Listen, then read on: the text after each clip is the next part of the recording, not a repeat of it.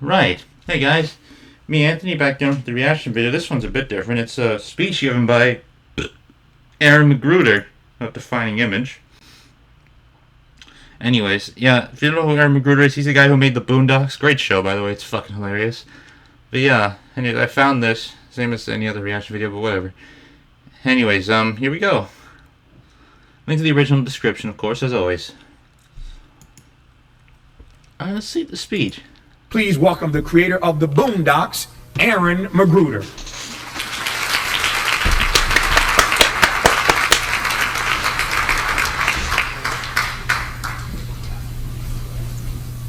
Tavis thinks he's very kind. Thank you to all of you for being here. Thanks to the audience for C-SPAN. I've got my phone here to keep track of time, so if it goes off, I'm not trying to be, not trying to be a baller. I'm just trying to keep track of the time.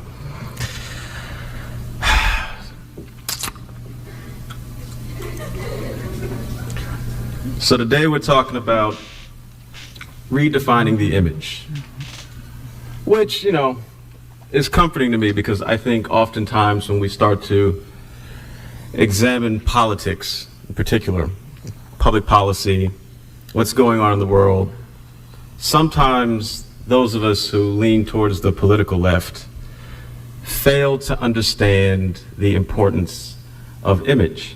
Fair enough.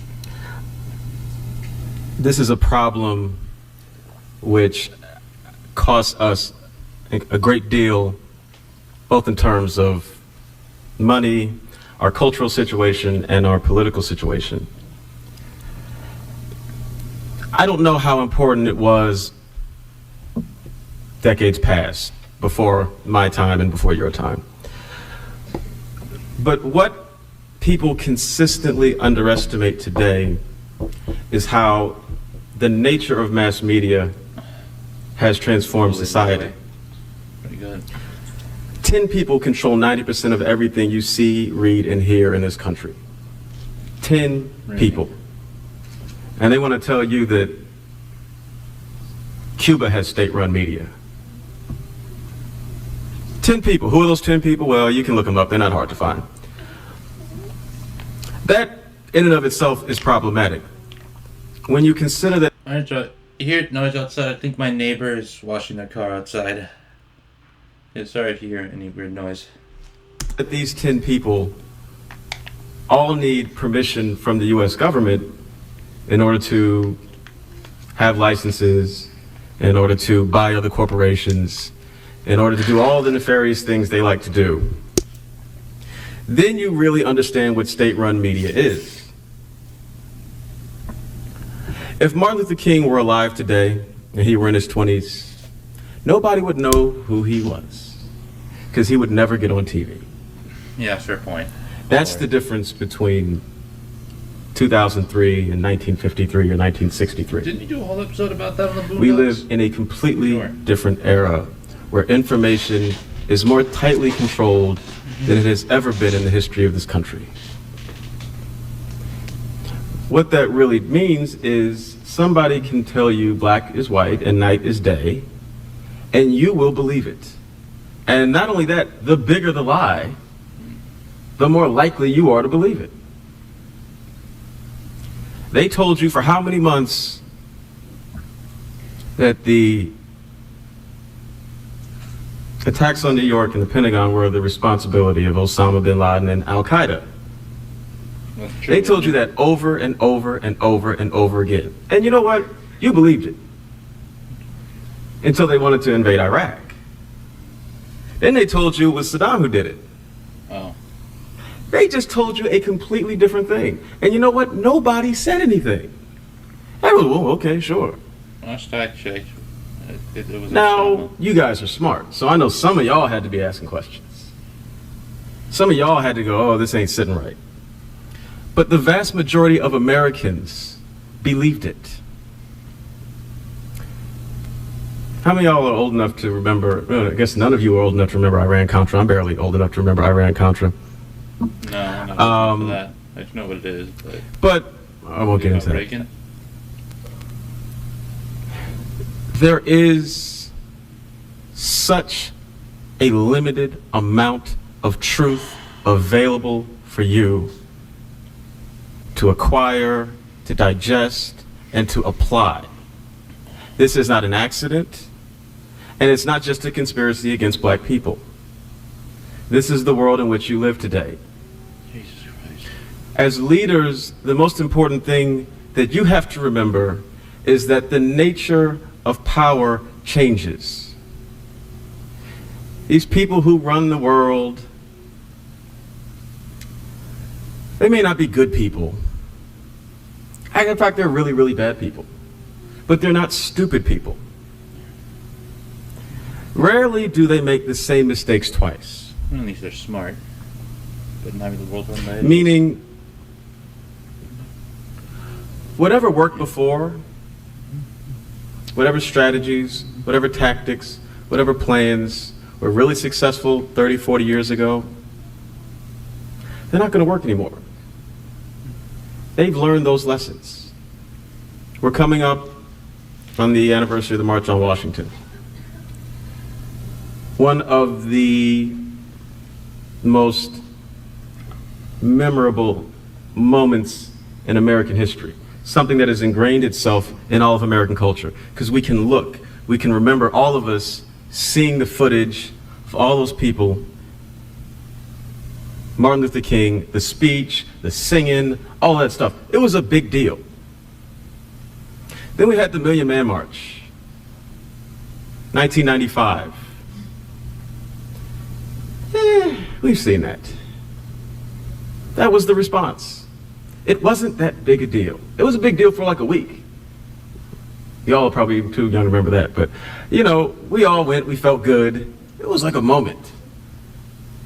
But there was something that felt a little old. And then there was a Million Mom March and a Million Black Women. There's been like 500,000 people marching since then. To the point that when we're on the verge of the Iraq War, no, actually after the Iraq War started, some 400,000 people march in New York City. And they don't even get on the news. This is what I mean when I say that the nature of power has changed. The Civil Rights Movement, what was so amazing about it was that there was a brand new tactic. Mass media was new, television was new. And they realized that they could use this new thing to their advantage. That they would be showing people the oppression that black Americans face, and it would be beamed across the world. It would be the first time these images were being seen in this nature. And they used it masterfully, and it worked wonderfully. But in 2003, nobody cares about your march and your picket sign. And even if they did, they'll never know what happened. Because you won't get on the news. This is what image is. This is what we're talking about. Wrestling control of information from those that have it and those that don't want to be honest. Those that want to use that information to put a stranglehold on the entire planet. So those same people who are, you know, flipping through and they're watching Fox News and they're watching CNN and they're watching MSNBC and they're being told how popular the president is and all of that stuff. Then they flip a few channels over to BET and they watch You Act Like Idiots. And that's all they see. They only see you acting like idiots. And you can get mad if you want. You can go, that's the media. Okay, yeah, it's the media, but they're still watching you act like idiots. And every week there's somebody new on television acting like an idiot. And they look like you, and they dress like you, and they talk like you. Are y'all mad at that? But are you really mad? And if you are mad, the question becomes, what do you do about it? The interesting thing when you talk about the media and the media and the media and the media and the media, and they making us look bad. Well, one, please take responsibility for yourself, because, you know, those are real black people up there looking bad. But two, it's really good to have these discussions with the media. The media's doing this, the media's doing that. Well, guess what? The media's been doing the same thing for a minute, and they're going to keep doing it. So now that we've established that, we actually have to get into the very tough and unpleasant discussion of how to actually change the media. To that, you have to understand how the media works. You have to understand who these companies are that control everything you see and hear and read. You got to know about Viacom, you got to know about Sony, you got to know about News Corp, Disney, Okay, Bob Disney's a Johnson. fair point. You have to understand the system that produces the images that you see. Many of us like to think it's a bunch of white people sitting around in a smoky room going, I wonder how to make black people look bad. I moved out to Hollywood about 4 years ago. And let me tell you, I wish it were that simple. But it is nowhere near that simple. The first thing to remember is that what drives this country is money and profit. Generally, most things that are going down today are going down because of money and profit. Absolutely. The wars, the peace, stocks, and every single TV show you watch. Believe me, what you see on television when you turn on CNN and you turn on MSNBC, that's entertainment. News is what people try to suppress. News is what they do not want you to know. What you're seeing is fun and games. What you're seeing is what's put out there to keep you stupid. Now, I know that sounds really conspiratorial and all of that stuff, but let me tell you, I've been in Hollywood for 4 years now. I've been working in the newspaper industry for a bit longer. Information is controlled. Absolutely on every level. And then I have these discussions and people go, oh, right. Like the White House is really calling people, telling newspapers, don't run this story. They are. The White House calls newspapers, the White House calls musicians. Are you going to put a video out? Nah, we don't think you should do that. Don't get it twisted. It's that controlled. Everything you see is there because someone wants you to see it. So you figure out how the system works, and then you figure out, well, what's motivating the people behind the system? Why do they want you to see certain things? Why do they want black people looking silly? Well, it's simple. I mean, how many people have seen The Matrix? How many people have seen the second Matrix? Well, you got to see the second Matrix. Dr. West is in the second Matrix. The point is that struggles used to be organized and planned a bit differently. You used to be able to go, and there were communities, there were institutions in the community. People would go to a church, or they would go someplace, they would organize, they would meet, the movement would build, the ideology would spread, and action would take place. Why doesn't that happen now? Because everyone's getting their information from mass media. 90%. It's coming from there. So if it's not on TV, it doesn't exist. It's irrelevant. I can't knock on your door and say, brother, sister, join the revolution. You will laugh at me. You're like, what the hell are you thinking? I'm not joining anything. Who are you? I'm calling the police. I was having an argument with some young people in Cuba about this very thing. Why is there no revolution in the United States? Why is there no armed revolution like we had in Cuba? Simple. Americans have television and drugs. We're a little comfortable.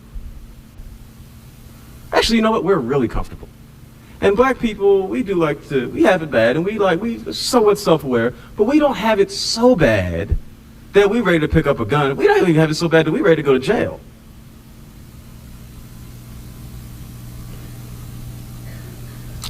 I only have 15 minutes. There's a lot to talk about here. But if nothing else, take away that strategy at this point is critical. Yeah. The eyes on the prize routine ain't gonna work. Times have changed. One must move on. There is a very close similarity between Hollywood and politics. The right wing knows it, the left wing does not. That's why we run people like Al Gore and Ralph Nader for president. And I voted for Ralph Nader. Because we don't understand that you gotta be a movie star in order to be elected president. Literally. And now you gotta be a movie star to be elected governor of California.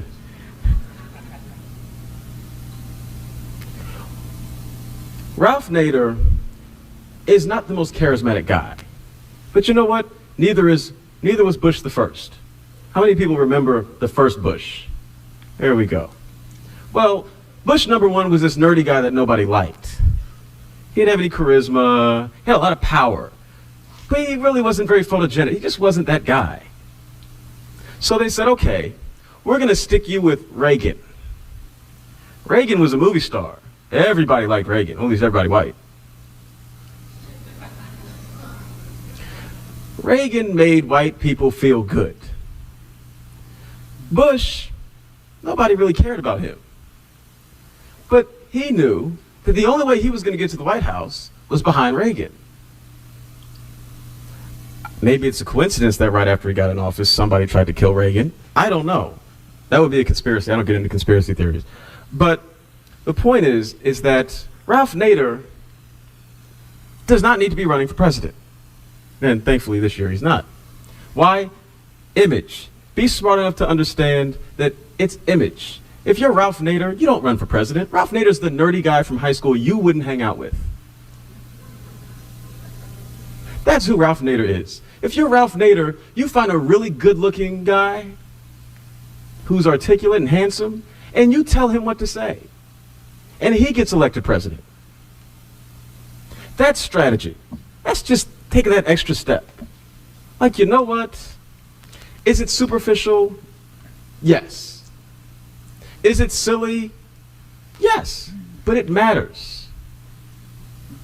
I'm going to say this here because it's so important. Al Sharpton's haircut matters. It matters. Because he's running for president. It matters. Should it matter? No. But you know what? It does. That's image. Don't be naive about the power of mass media and the power of image. It controls more than you think. I sell angry black politics to 20 million white people a day. How do I do it? Because they're cute. That's it. That's the long and the short of it. If I drew characters that actually look like Huey P. Newton and Louis Farrakhan, I would be drawing this strip in my basement. Nobody would have ever seen it. I said, wow, I wonder what happens if you just take the politics that mainstream America hates and put it in a really cute package. How do they handle it? Hey, I'm seen by 30 million people on Sunday alone. Image. We often complain about black culture, how negative it is.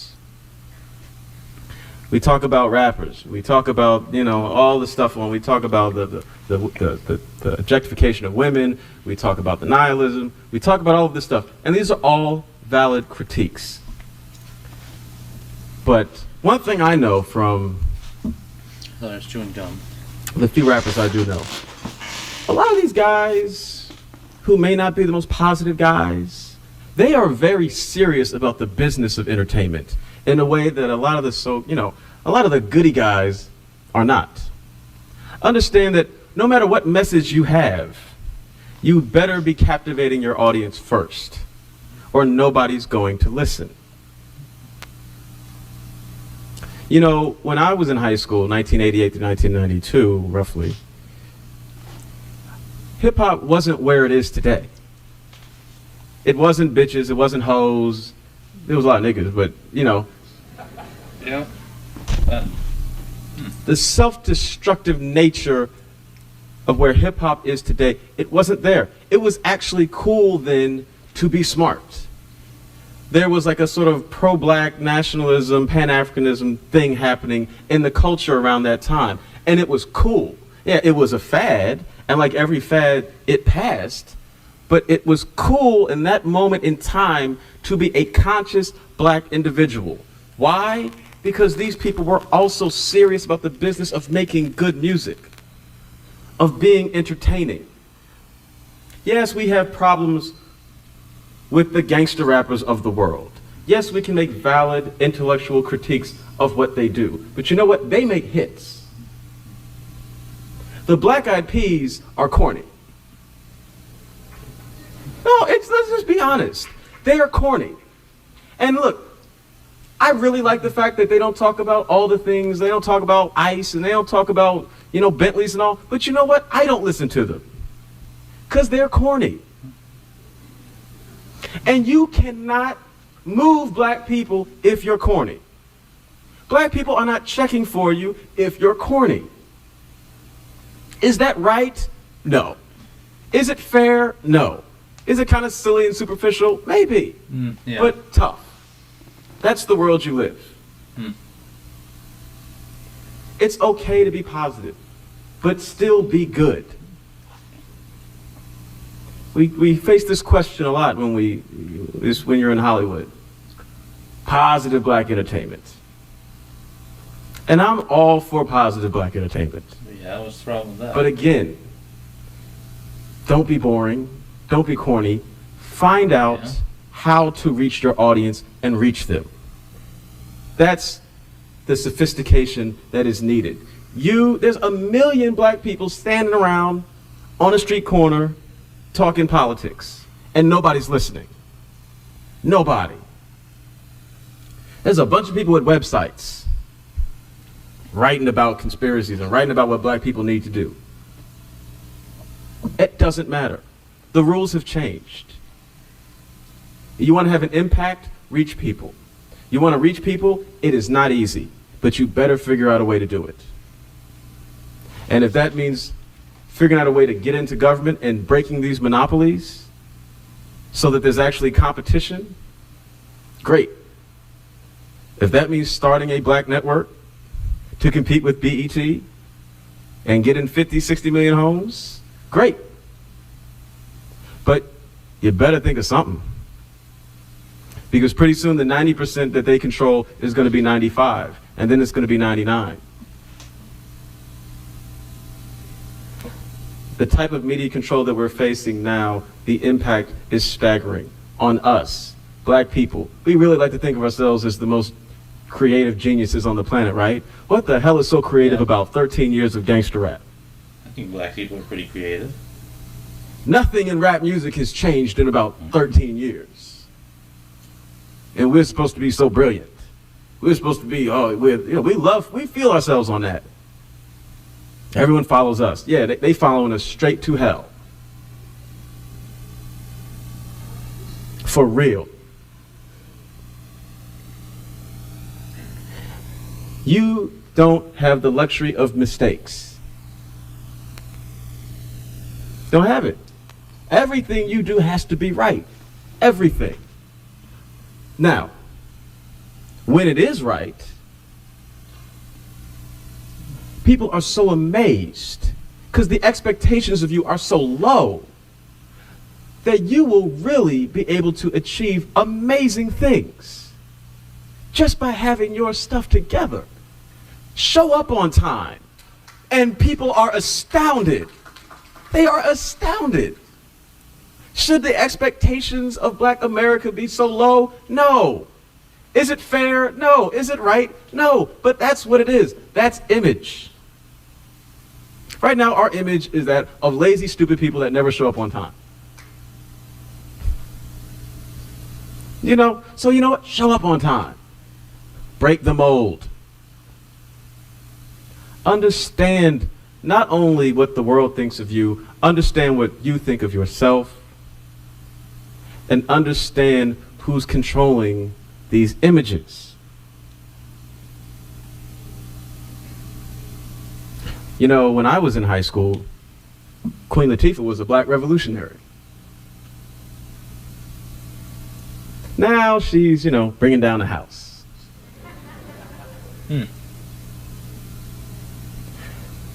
That's a big difference. Now, the Queen Latifah, who was a black revolutionary, was broke. Bringing down the house, Queen Latifah's rich. They call her Dana now.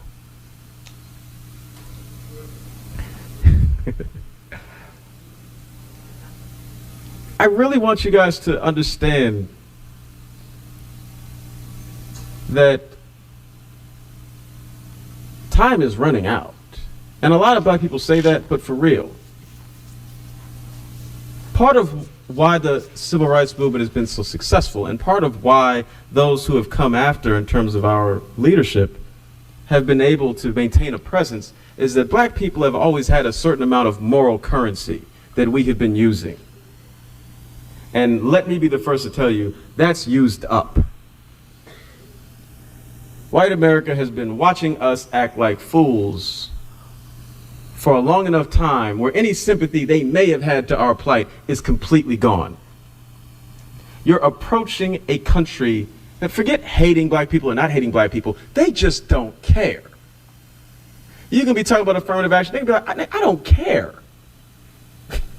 It literally is of no importance to me. I don't care about slavery. I don't care about segregation. I don't care about you. I don't care how many of you all go to jail. I don't care at all, because I'm broke. You can't be the proud, noble fighter when every single time someone sees a person that looks like you on television, they're acting like a damn fool. How would they know? How would they know you're not a damn fool? They're gonna talk to you? Yeah, right. This is what we're facing. Now, this was not a very motivational speech because I'm not a motivational speaker. I gotta be honest. So wait. That don't matter to me. I'm a critic. That's what I do for a living. I'm not here to tell you you can do it, because you know what? Maybe you just can't do it. I'm gonna be real. I'm gonna be real. I hope you can do it. I hope to God you can do it. You better do it. Because if you don't, will you suffer? Yeah. But oh, your kids are gonna catch hell. You guys are it. Don't think about Jesse, don't think about Al. They will not be there. And quietly, well, let me stop. It's on you. This is about as uplifting as I get. It's on you. It's going to be hard. You better do it. And if you don't, I'm moving to Cuba. Thank you very much.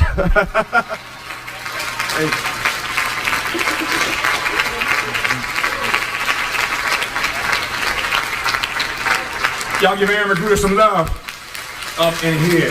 Yeah. Woo! Now for those. Oh, yeah.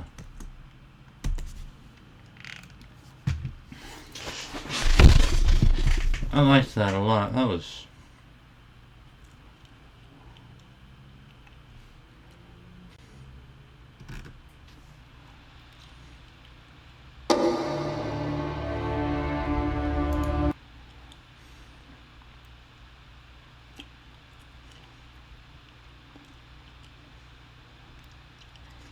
Please welcome the creator of the Boondocks, Aaron McGruder.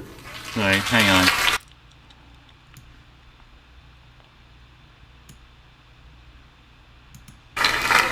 Y'all give Aaron McGruder some love up in here.